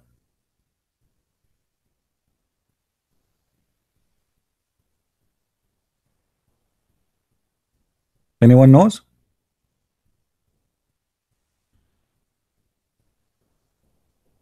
Because according to the Quran, Allah, He made people raised from death by beating them by beef.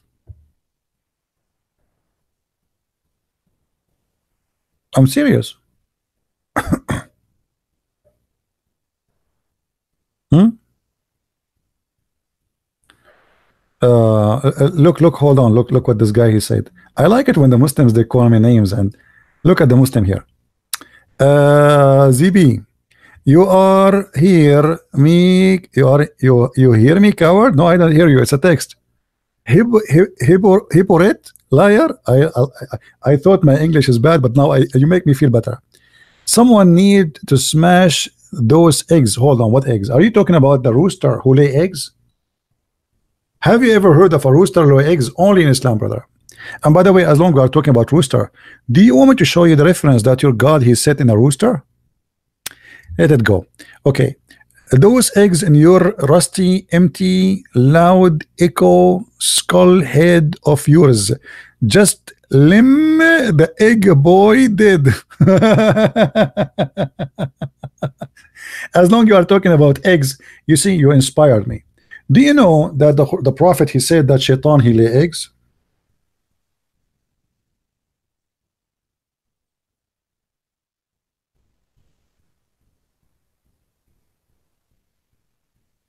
And look what the Muslims they translate. They did not give a translation really. He says, don't be the first to enter the market, neither the last, because is the arena of shaitan. It doesn't say that. Liars. It says because he lay his eggs. Shaitan, he lay his eggs. Read it. لا تكن أول من يدخل السوق ولا آخر من يخرج منها فيها بيض الشيطان وفرخ. Satan he lay his eggs and their eggs even hatches. They hatched. See Abdul? Inspire me. You know, anything you Muslim you say to me, give me 3 words, I will give you a story about your prophet and will make you ashamed of him. Try again. Once I made a challenge for the Muslims. So he said to me, okay, I will give you a challenge about give me 3 words and I will give him a story about his prophet. So he mentioned the word, he said I know what the sentence, but it had 3 words, but have a microwave. Said, okay, I mean, you know, make a story about the microwave. I said, I can. Here we go. You're a prophet, he says. If you wish to have a kid in heaven, you will carry it and you will deliver it in less than an hour. And the boy will be born and his teeth will be growing. He have teeth. This is the Islamic microwave. Do you see it? Now imagine those guys who they are speaking to me, insulting me now in heaven, and Zakir Naik guys in heaven now. And Zakir Naik, his belly is getting big. And I say, hey, brother Zakir, I met him in heaven because I'm going to convert to Islam just a second before I die. True story. So I meet Zakir Naik, and Zakir Naik, his belly is so big. I mean, like, Zakir Naik, brother, what happened? Brother Tata, the prophet he said, if you want to have a baby in the heaven, you can desire it and you can deliver it in less than an hour, and he will have teeth. And brother, and now you will deliver the baby? Absolutely, brother. But where the baby will come out from? Hey Fee, can you tell me how you will get a bread net and you will deliver the baby from where? Are you there, Fee? I will give you 3 options. You will deliver the baby from your anus, from your nose, from your ears. Where the baby will come from? You're a man. A man delivering a baby. We will come from where? Maybe you will lay him as eggs. Frank is saying from the anus. Frank, I don't agree with you because this is really hurt. Allah is all merciful, will never allow that, brother.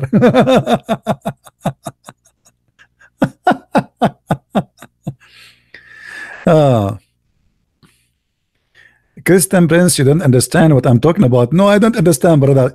Understanding the Quran is easier than understanding you, especially when your prophet he says, brother, you can eat alone at house. It's not a sin. Who remember what chapter it is? What chapter is speaking you can eat alone in the house? Anyone remember? Who remember? Who remember? What chapter it says that Allah teaching us wisdom that we can eat alone at home? Chapter 24, verse what? 23. Aha, the admin saying 23. Aha. Aha. The admin, you are fired. All right. Brother, I really I enjoy the wisdom. Before, I do not know that I can eat in my house, especially if I'm blind or I am lame, I cannot walk correctly, or I can eat in my mother house. I mean, that's deep. That's deep. I think Allah he spent like 1,000 centuries thinking about this verse. It's no fault. No fault for a blind man, or no fault for the one who is born lame, or no fault for the one who have illness. No fault anyway in yourself. I mean, so why you are counting all of those? You just say no fault in yourself. As long as this is including everybody. What about we say no fault if you are single, no fault if you are married, no fault if you have one finger. I mean, what is that? Just it's just say no fault in you. That's it. As long as everybody is included. But anyway, no fault in what? All of this is what? No fault on you. No fault if you are blind. If you eat in your house. Listen, Abdul, usually blind people eat where? I mean, before Islam. Why Allah he need to make this verse? If I am blind and I want to eat, are you saying to me before Islam it was haram?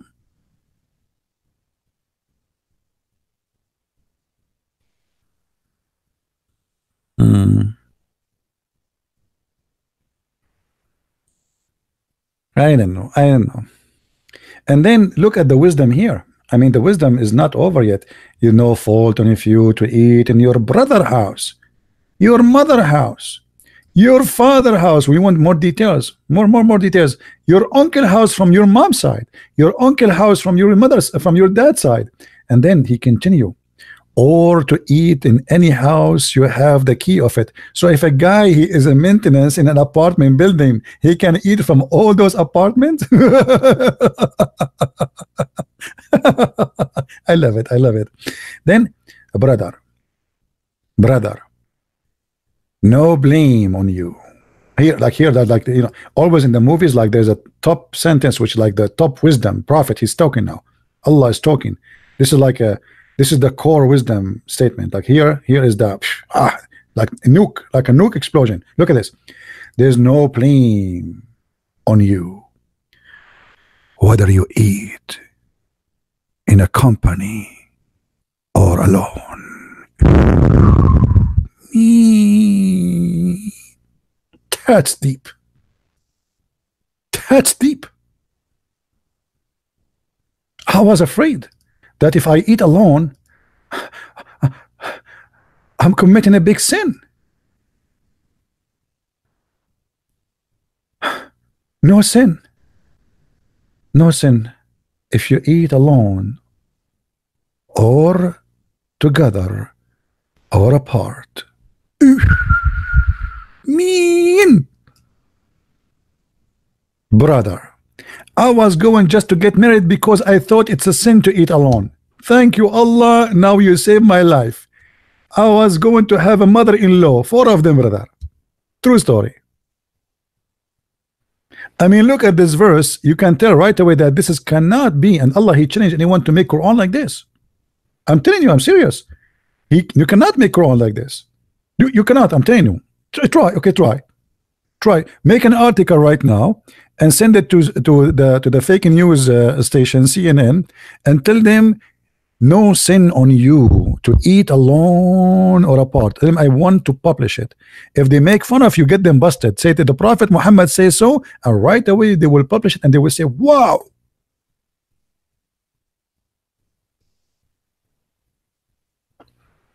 If you are not convinced that the one who made this book is beyond wisdom, I mean, this is enough.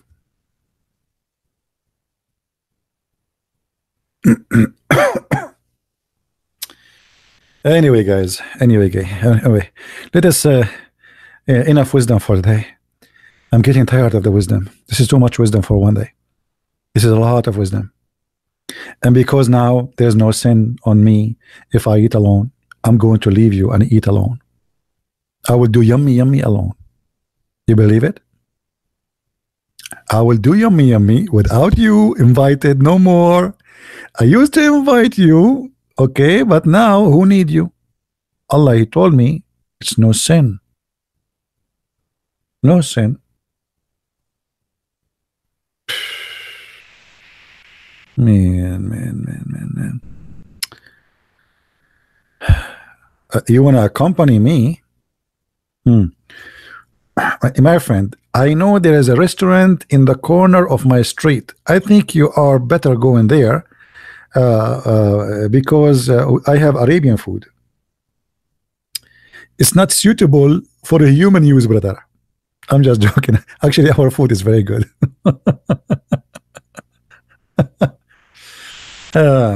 You know, once I was invited to an Indian house. I love Indian people, by the way. They are very nice people.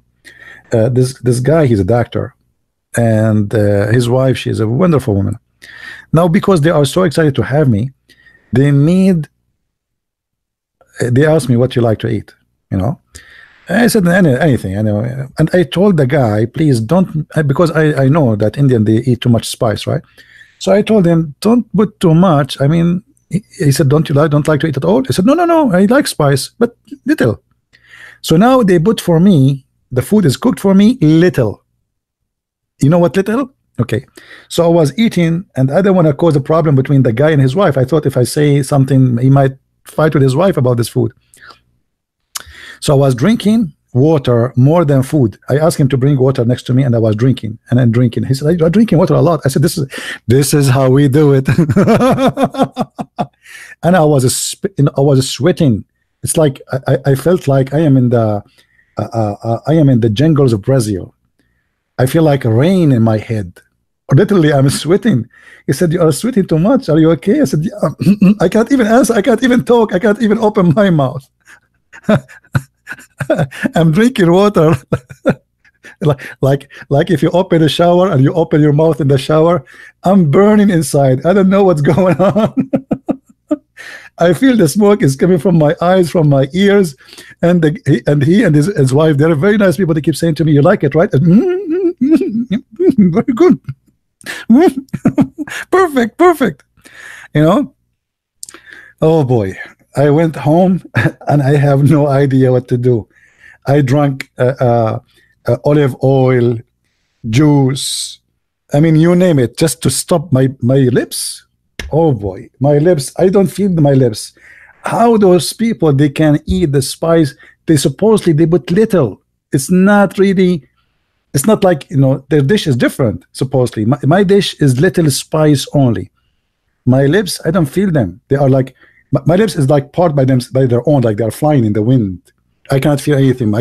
My tongue is red. My throat, my voice is gone. I'm not going to tell you what happened in the bathroom. That is a secret.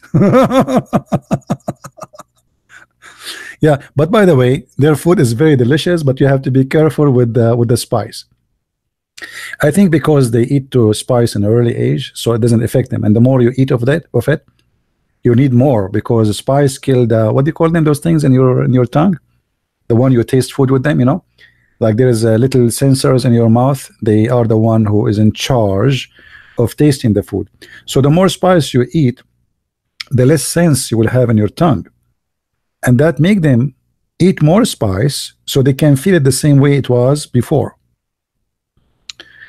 Yeah. So very nice people, very nice people. I love Indian people, very nice. And I told them after like later, you know, I told them about what happened. They said, we noticed, but you don't want to talk, you don't want to say. That's why we were bringing you water. I mean, oh boy.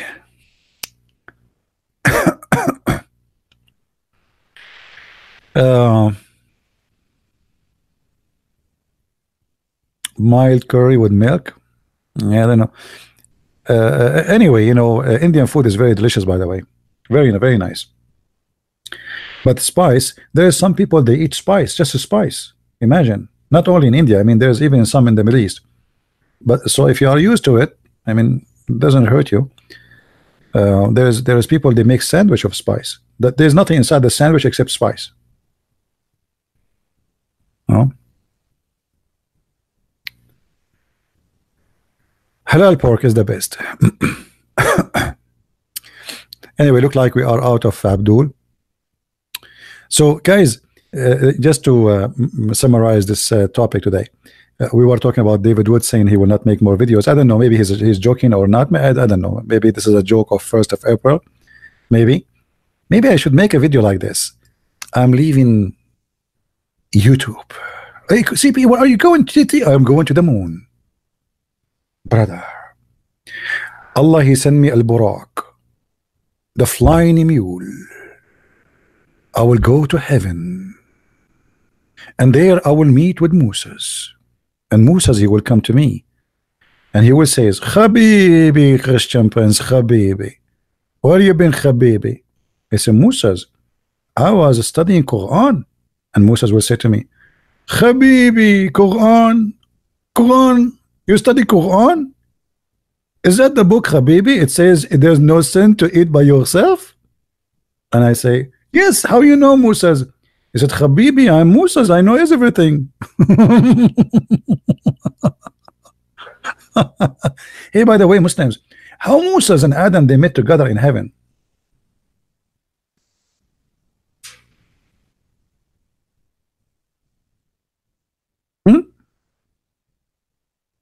I'm serious. I want to know. I mean, I thought nobody in heaven right now except Jesus. Moses and Adam, they have a debate. Where? That's astonishing. Is that legal? Is that legal? To meet Moses after he died? And to meet Adam after he died? Huh? So you can imagine here, Moses and Adam, they are debating, and Moses, he said to Adam, Habibi, Adam, Habibi, because of you, Habibi, you made us go out of paradise, and because of you, Habibi, you made us out of paradise, and now we commit sin. And Adam, because Adam is an Arab, by the way, not like a Jew, huh? He's not a Jew, he's an Arab. That's why when you remember when Adam, he sneezed, he said, Alhamdulillah. He did not say, you know, like in Hebrew, like praise to be God, Elohim. No, he said, no, Alhamdulillah. So Adam, the Arab, he answered Moses, the Jew. He said, Moses. By the way, hold on. I made a mistake. I have to admit, Adam is not an Arab. He is Indian. Anyone remember why? When Adam, he landed, where he landed according to Islam? Who remember?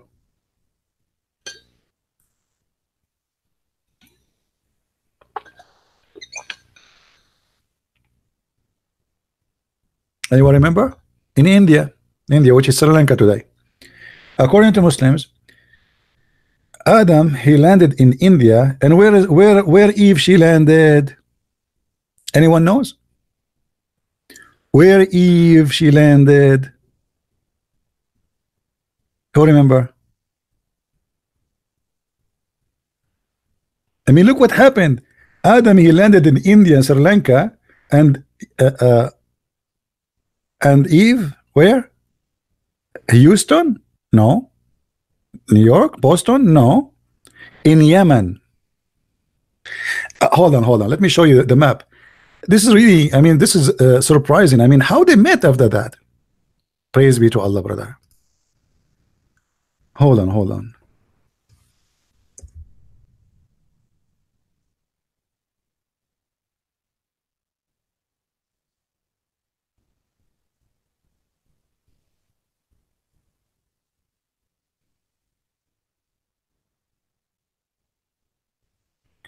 I hate it when I type and then I notice I'm typing in Arabic.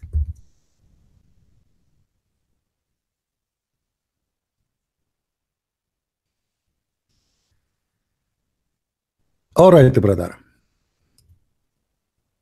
We are using now Google, peace upon him. All right. So this is what happened.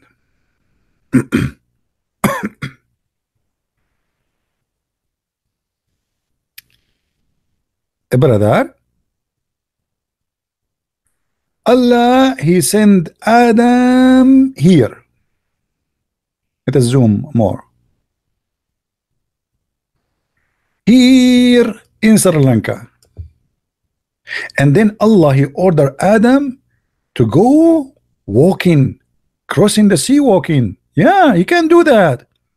So he crossed the sea and he went all the way here.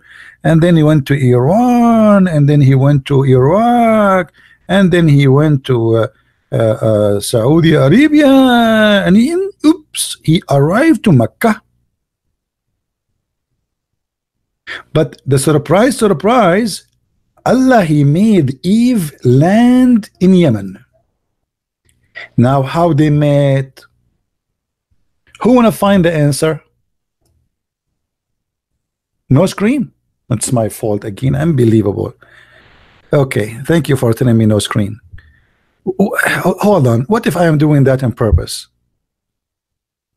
Maybe I'm doing that on purpose. No screen. Okay, let us do it again.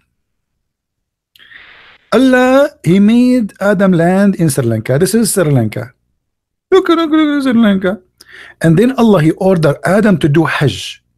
So Adam, he crossed the sea from the island of Sri Lanka, brother, and he went all the way to India, and he stopped for a few days in Mumbai, and then he went to Delhi, and then he did shopping in Islamabad, and then he went and he did you know, some spice shopping in his way, and he buy some curry, and then he went to Saudi Arabia, and brother, he arrived all the way here in Mecca. This is the Islamic story. Allah, he sent Adam in Sri Lanka, but he sent Eve in Yemen here. Now the bigger question, brother, how Adam and Eve they met after Allah he separated them?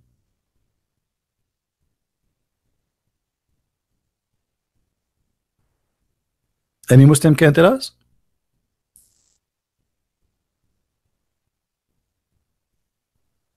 What do you mean no screen? You can see the screen. The screen is there. You are playing me now, huh?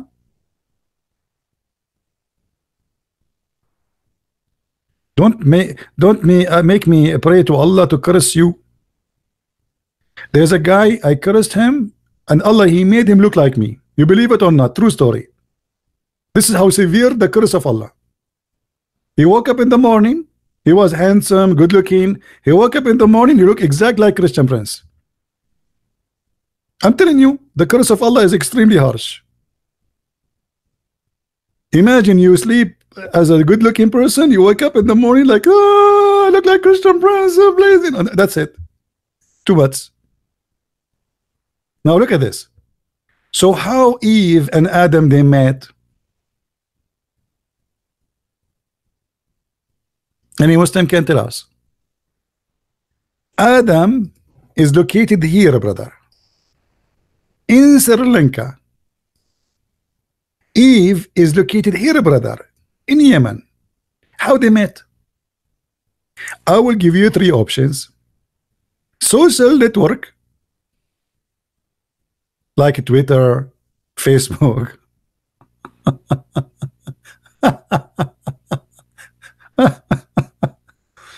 True story, true story. And by the way, how Adam he did Hajj walking from Sri Lanka? Let me zoom in Sri Lanka. Can you really walk in Sri Lanka? You know, I mean, can you, brother? How you can walk? This is an island. How you can walk from here to Saudi Arabia? This is the first guy in the earth. There's no ship, there's no boat, there's no cruise. How this guy he went from Sri Lanka to Saudi Arabia? No GPS. Huh?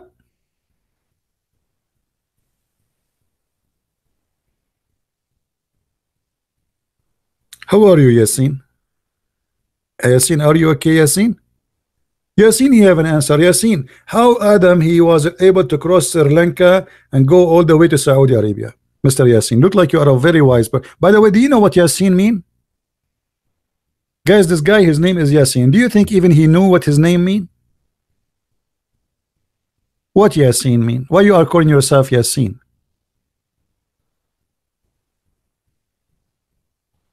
I bet you he do not know what his name mean. Yasin.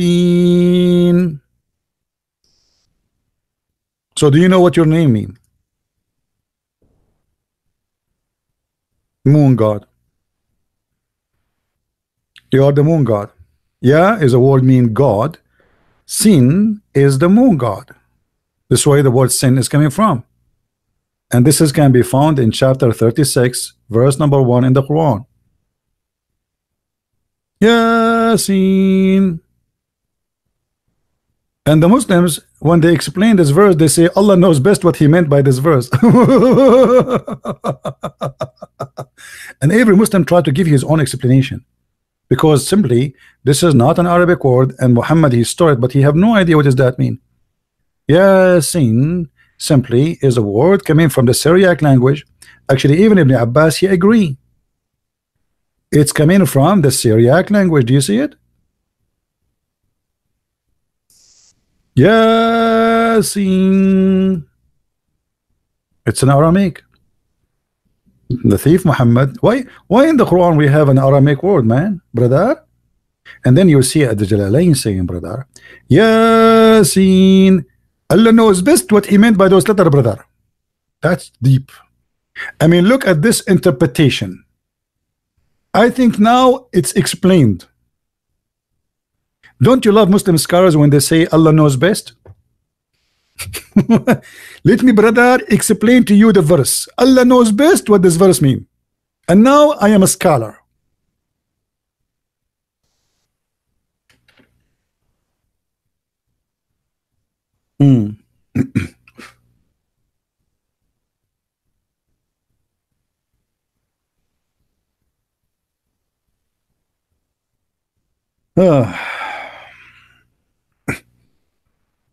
Yasin, are you there, Yasin? What happened to Yasin? I think he went to change his name. He don't like it no more after I told him that his name means the moon god. Yeah, Fahim, he called me once and he was playing to me love song. And they say to you there's no gays in the Middle East.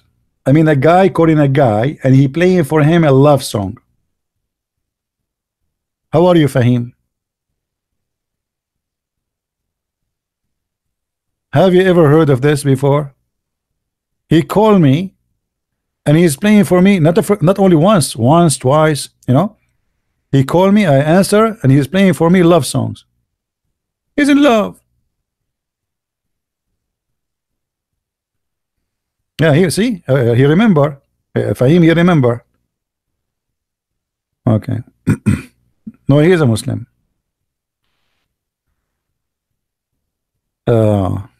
So Yasin, are you there? What do you want to say to us, Yasin? Is there something you want to say? Yasin, I'm willing to open my Skype if you are serious to call me. Do you want to call me, Yasin? What do you think, guys? Do you want to hear Yasin to see if he is a person who have answer? Yasin, he's saying CP is a kid. Yasin, what is the age of a kid according to Islam? Look, Yasin, he said here, let me show you. You see, we are democratic. We believe in democracy, brother. We learned that from the Prophet Muhammad himself. He said, CB is a kid. Hey, Yasin, what is the age of a kid according to Islam? Are you there, Yasin? As long as you are calling me a kid. What does that mean? What nine? So why your prophet he marry 6 years old kid? Guys, did you see what the brother Yasin he said? Look.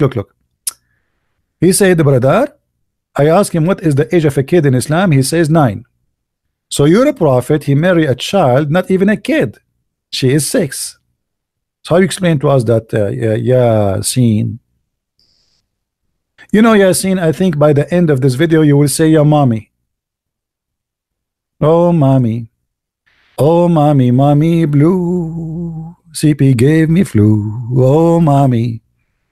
Oh, mommy, mommy blue. Oh, look. There's a guy in the chat. His name is Israel Forever. Are you crazy? You would drive the Abdul crazy now, and they will start throwing rocks at me.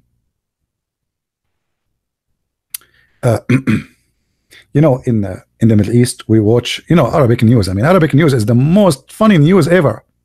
And they keep calling the Israeli coward. The Israeli coward. Okay. And we are going to free Jerusalem. Okay, well, who's the coward? Jerusalem is just a few miles away. I mean, go and take it. If they are the coward and you are the brave, go and take it, brother. Oh boy.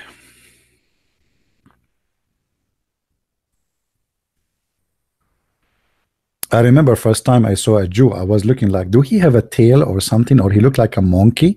Because remember, brother, Allah don't lie. Allah in the Quran, he says, Allah, he cursed the Jews and he made them pigs and monkeys. I was looking like, where is the pigs? Where is the pigs? You know, I saw Jewish women, they are really beautiful. They are not pigs or monkeys. I have to be honest, once I saw a woman, her nose was really weird. Right? Maybe Allah was right about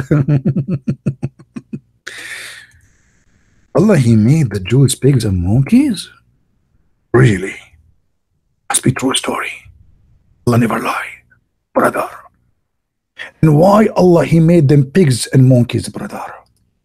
Brother, because they did fishing in Saturday. If. Because they did fishing in Saturday, Allah made them pigs and monkeys. So if you rape a child, Allah don't make you a pig or a monkey. If you kill a human being, Allah don't make you a pig or a monkey. If you, you commit all kinds of crimes, Allah will not make you a pig or a monkey. But if you do fishing in Saturday, brother, Allah will make you a pig. Brother, I have to tell you this true story. I have a neighbor, brother, he is a Jew. In the other Saturday, I saw him taking his truck. I asked him, I felt suspicious about him. I said, where are you going? I always watch them, brother. Huh? I said, where are you going? He said, I'm going to do fishing. Brother, when he came afternoon, brother, he opened the door of his trunk. And guess what, brother? When he put his foot in the ground, I did not see a foot of a human being. I saw a foot of a monkey. And by the way, this is a true story. I know that the kuffar, they will say to you, is not a true story. I saw it with my own eyes. I swear by Yasser Arafat, this is true. I mean, who bigger than this? And brother,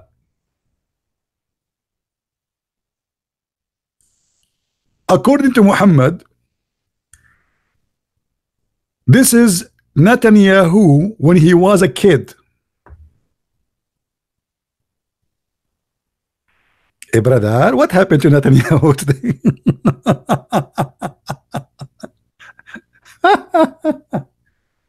I mean, I am really convinced of Islam, brother. I mean, it must be a true story. Hey, Netanyahu. I mean, look at his eyes, brother. What is that? Are they green or what? They are hazel? Mean. Okay. Anyway, true story, true story. I mean, I'm convinced, really. By the way, Muslims, Allah, he cursed the Jews. Why the Jews are so smart? Scientists, engineers, technology, rich, business. I mean, they are the top in everything. Allah cursed them, but they are the top in everything. I mean, what kind of curse? Please, Allah, can you curse me, brother? So Allah, he cursed the Jews. Huh? And the Muslims, their prayer, they say every day, 5 times a day, please Allah, don't make us like the lost Christians or the cursed Jews, 5 times a day. If those are the cursed one, who is the blessed one? Hmm?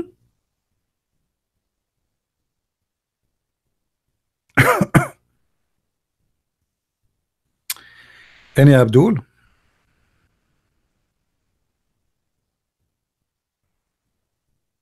Anyone? By the way, Muhammad, he not only he think the Jews are Allah, he made them pigs and monkeys. Anyone remember what he made them to?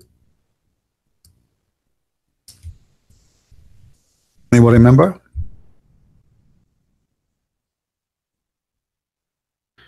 Show you that Muhammad is the biggest smart person in history. I mean, his IQ is beyond your understanding. Muhammad, he noticed that rats, by the way, here you notice how Muhammad, he analyze. I mean, he is really smart. He watch carefully and he analyze what he say. So he saw a rat, and this rat, he don't drink she camel. And because the Jews are not allowed to drink the she camel, Muhammad, he noticed that the Jews must be rats and the rats must be Jews. Look at this hadith. The Prophet of Allah said, a group of Israeli lost. Nobody knows what they did. Nobody knows, not even Muhammad. Look at the action here. I mean, look, the suspense. He did not say I know what they did. No, he's humble. But by the way, the Prophet, he knew, but I mean, he didn't want to tell. I mean, this is for action and suspense. Nobody knows what they did. You can put a backup random music like behind this, like zzz, nobody knows what they did. All Muslims say Ameen. Okay, now, but I did not see them except that they were cursed and changed into rats. Man, I never thought about this before. And Muhammad now, he want to give you the reasoning. Look at the reasoning. For if you put milk of a she camel in a front of a rat, it will not drink it. But if you put a milk of a sheep, she will drink it. Takbir! Wow! Now, based in Muhammad analyze to what happened, Muhammad, he come with the conclusion that there is a similarity between the Jew and this rat. Why? Because the rat don't drink she camel, the Jew don't drink she camel. That's mean he was a Jew and Allah make him a rat, which means this rat is an Orthodox Jew according to Muhammad. I mean, imagine you became a rat now, but still you are Orthodox Jews. I mean, look how conservative this rat is. Still he's practicing the law of Moses.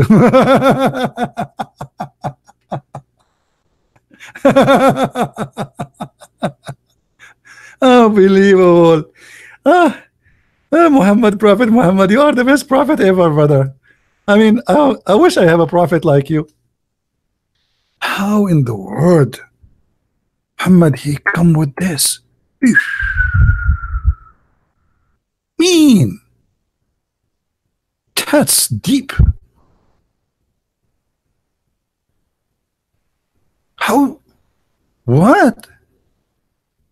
I'm telling you, you people are missing a lot of knowledge, and you need really a true prophet who can tell you stories no one ever told before bedtime. And because now it's bedtime for many of you, I have to go. I want to say thank you guys for being here. This video will not stay really there. Nothing much there, actually. I just want to have a conversation with you. But remember, let the Muslims flag your channels. That will make you more excited and make you see that you are doing the right thing. They flag one, they delete one, open 10, 20, 30. It's for free. For free. Enjoy it. Thank you guys for being here. And if you don't subscribe, I'm going to curse Allah, ask Allah to curse you and make you a rat. So use the mice in your hand, better than cursing you and turn you into a rat. Which one you want? Use your mice and hit the, and click at like and share, or I ask Allah to curse you and turn you into a rat, and then you will not drink the she camel milk, huh? And then a prophet after me will come. His name is Ahmad. He will tell you that you are a rat who is cursed by Christian Prince. So brother, click like, click subscribe, buy your mice, otherwise I will make you a rat. Thank you very much. This is a true story and clear warning from Allah. Thank you. May the Lord bless you all, and until we see you again, Christ is Lord. Islam is a joke, my friend, and we will not be part of it. Thank you very much. Take care and God bless. Bye-bye.